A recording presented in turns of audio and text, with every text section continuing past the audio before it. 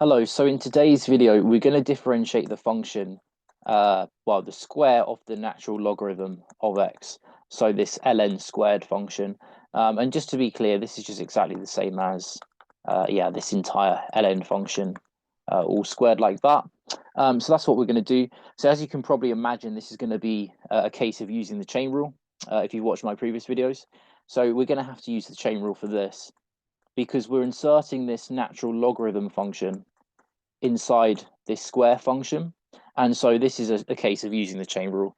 So this, just by using the chain rule, so chain rule.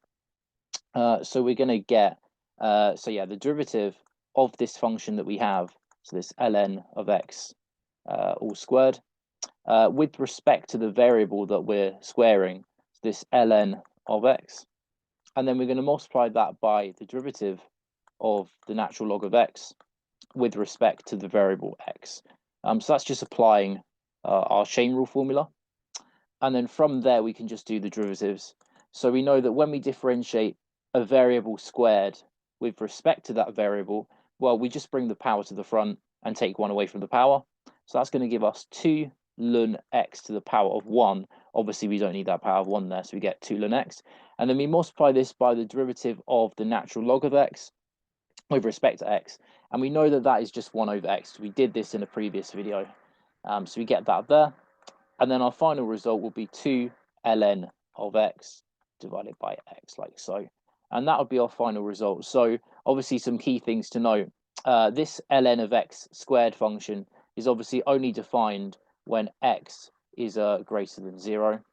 X can't be 0 because you can't, well, first of all, you can't substitute 0 into the ln function. The natural log evaluated at 0 is undefined. And obviously in your derivative, you can't divide by 0. That's undefined too. So clearly this must be true.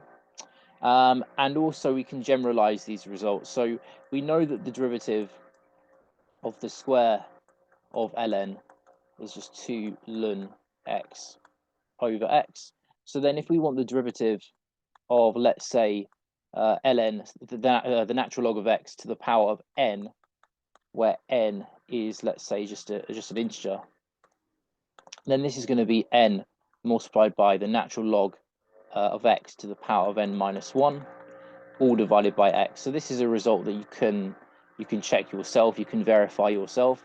And I guess the key thing to note with this is that n is going to have to be an integer. So why would n have to be an integer in such case? So think about the log function, the natural log function. So the natural logarithm looks something like this. So that's our y equals ln of x function.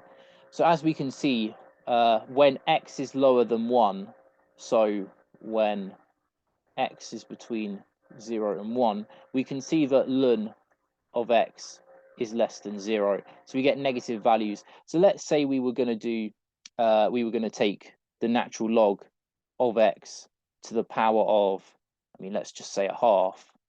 So this is just going to be the square root of this ln function. But if ln is a negative number, so if x is between 0 and 1, then this is not defined. So not defined when, sorry, let me write that again.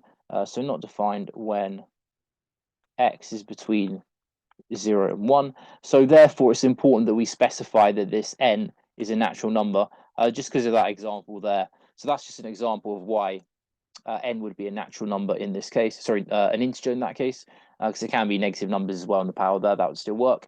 But yeah, that's the general result that you get. And yeah, that's that video, or this video concluded.